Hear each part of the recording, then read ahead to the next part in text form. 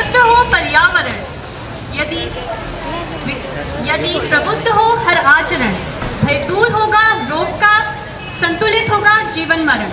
आदरणीय प्रधानाचार्य महोदय, उप प्रधानाचार्य महोदया, इस सभा में उपस्थित निर्णायक मंडल के सभी सदस्यगण एवं मेरे प्रिय सहपाठियों, शुभ प्रभात।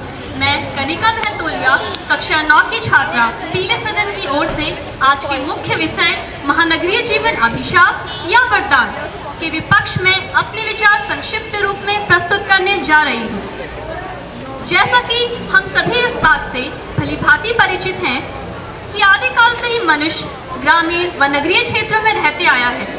ग्रामीण क्षेत्रों में भौगोलिक स्थिति कठिन होने से व सुविधाजनक होने से नगरीय जीवन को अधिक महत्व दिया गया है, क्योंकि शिक्षा के लिए स्कूल, बिजली, पानी तथा अन्य मूलभूत सुविधाओं की उपलब्धि होने से व लोगों की आवश्यकताओं की पूर्ति होने से नगरों ने महानगरों का रूप ले लिया, जहां लोगों ने पलायन शुरू किया कि ग्रामीण क्षेत्रों में लोगों की संख्या बहुत कम होती जा रही है और नगरीय क्षेत्रों में बहुत ज़्यादा, जिससे ग्रामीण क्षेत्रों के लोगों को काफ़ी दिक्कतों का सामना भी करना पड़ा।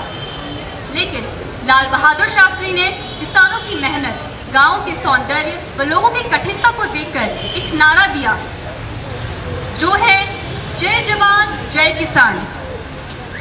इसका तात्पर्य है कि जिस देश में कुशल किसान व समृद्ध गांव हो, वही देश समृद्धि की ओर बढ़ता है।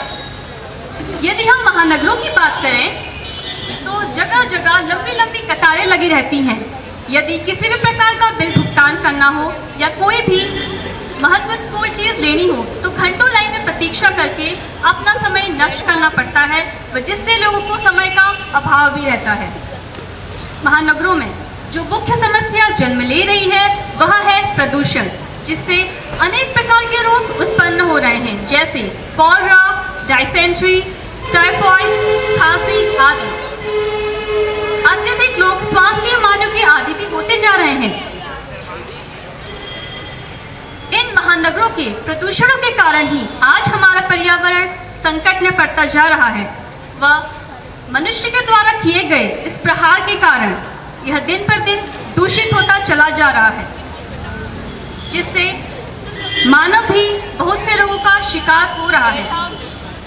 यही नहीं बल्कि मौसम में भी काफ़ी बदलाव आ रहा है, जिससे मुख्य समस्या ग्लोबल वार्मिंग जन्म ले रही है। यह समस्या हमारी ही नहीं बल्कि पूरे विश्व की है। आज की आधुनिकता के इस दौर में मनुष्य मशीनों की भांति काम कर रहा है और वह प्राकृतिक चीजों से दूर होता चला जा रहा है, अर्थात महानगरों की जीवन शैली उन्नत जीवन शैली में बदल गई है। अतः इन सभी विचार व कथनों को ध्यान में रखते हुए हम सभी के मन में तो यही विचार आएगा कि महानगरीय जीवन अभिशाप है या वरदान।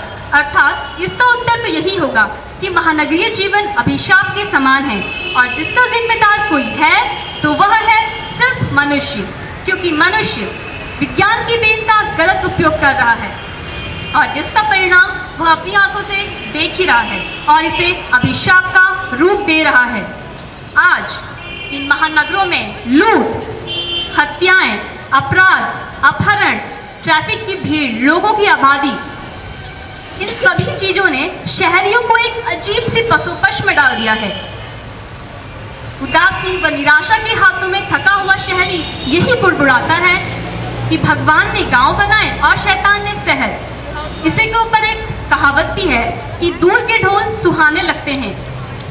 अर्थात महानगरियों का जीवन एक दिखावा है और इसका सौंदर्य भी एक दिखावा ही है, जिससे हम सभी भलीभांति परिचित हैं।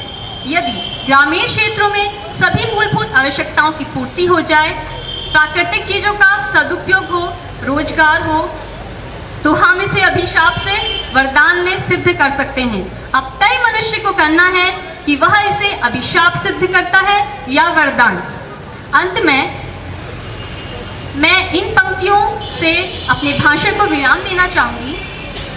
हे ग्रामश्री तुझे प्रणाम, श्यामल भूतल से झुका हुआ, हे ग्रामश्री तुझे प्रणाम, हे ग्रामश्री तुझे प्रणाम।